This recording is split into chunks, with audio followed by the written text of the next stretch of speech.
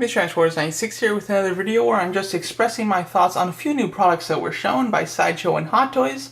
In this video I'm going to be talking about the Hot Toys Age of Ultron Hawkeye, the Hot Toys Mark 7 Stealth version mode, and then the update of the Sideshow Black Cat from the J. Scott Campbell line of statues. So yeah, when it comes to the Black Cat, I'll be talking about her at the end here. I already made a video about her, about that statue when the preview image came out, but all the official images are out, the release date and price are out as well, so I figured it would be enough to include to talk about in this video. So yeah, first of all, starting off with Hawkeye here, looking quite nice, I must say.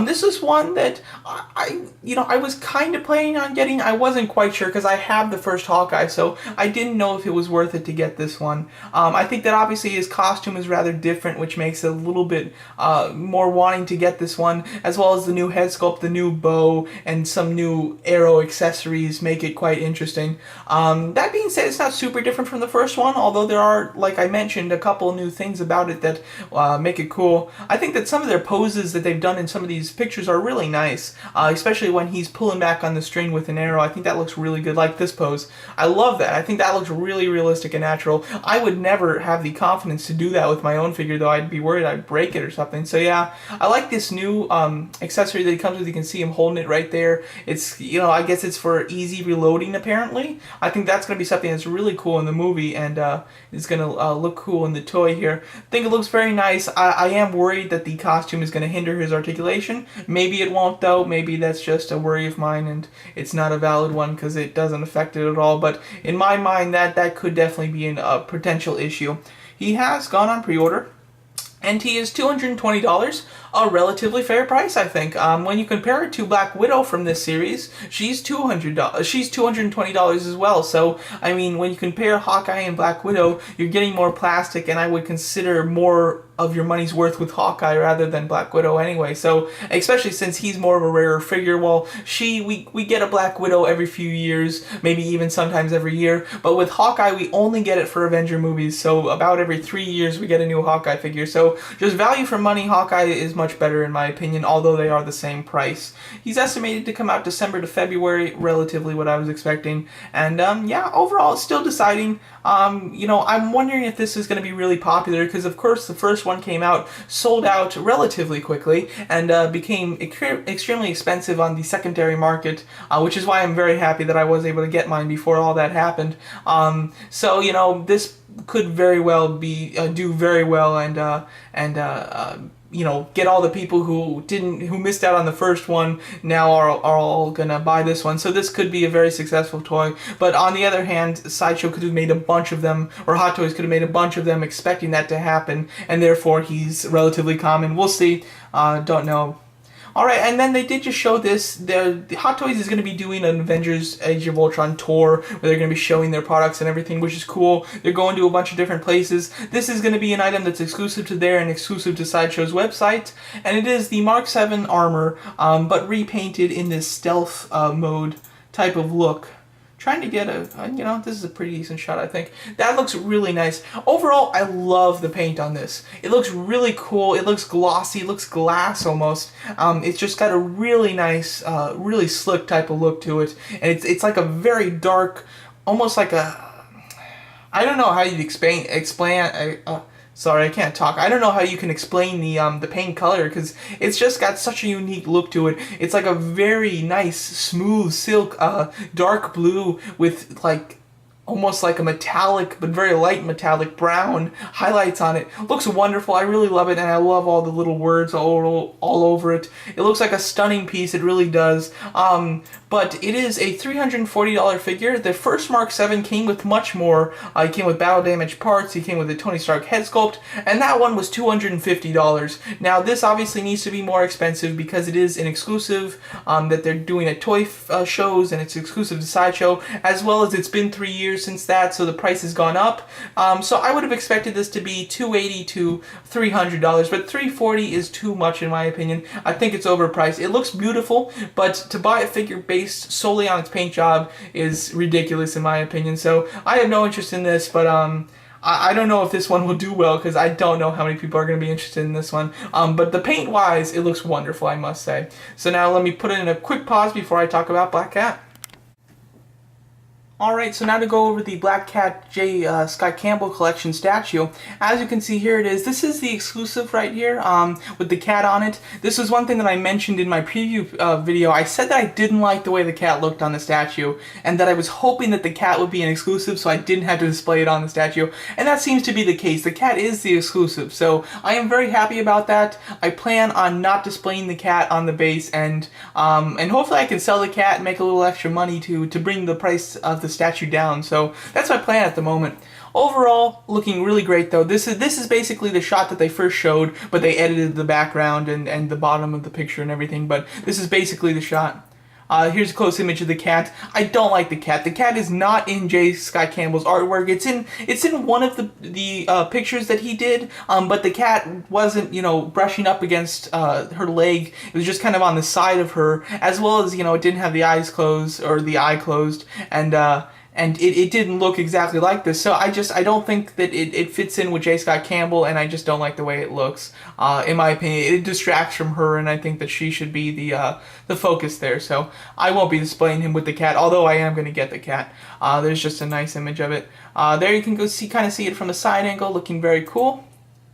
Another side angle, very nice. This is a nice shot of it. You can really see the base and everything. Now the base is of course diamonds, just like kind of spread out diamonds everywhere. It looks pretty neat. The only thing I would say is they're all kind of clumped together. Would have been nice to get a couple just sprinkled on the ground, because in real life, I mean, they wouldn't all just be in groups. There'd be a couple that were just, just kind of in the middle of nowhere. So would have liked to see a little more just individual diamonds, kind of, in places on the base. As well as you can see, the base is pink with the edges kind of being almost like a white. I mean, it looks painted very well. Personally, I don't know if I like the pink. Now, I'm trying to think of other things that they could have done. If they did white, the diamonds would just kind of be lost in the white, so I wouldn't like that. If they did black, her body would just kind of be lost in the black. So I don't know what other color they could have done. Possibly red would have suited it a bit better, but then of course the ball of yarn, the string, wouldn't be really noticeable. But I still think that they could have picked a better color than pink.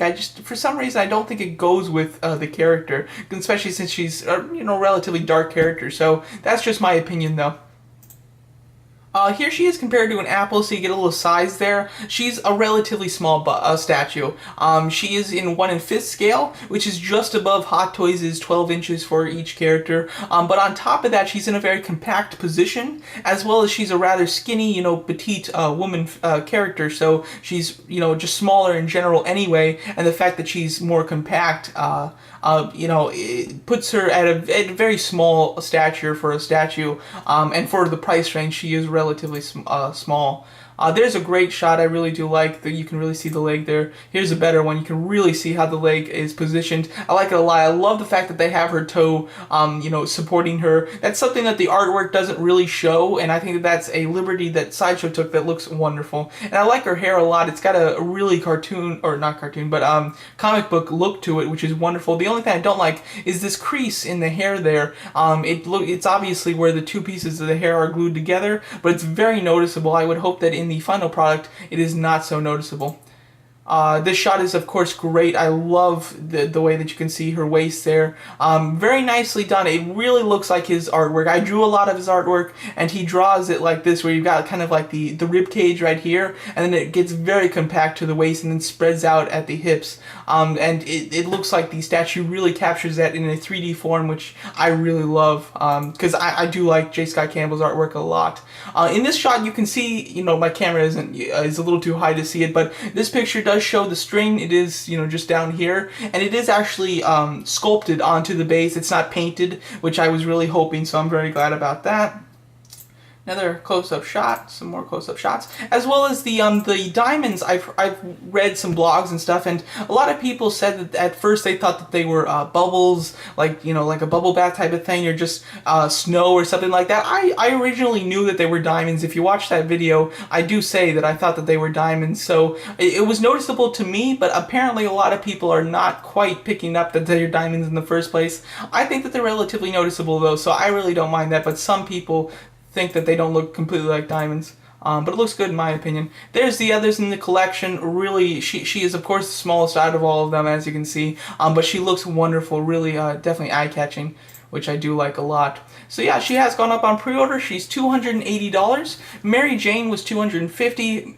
Gwen was $270, Spider-Man was $300, so she's in between Gwen and Spider-Man.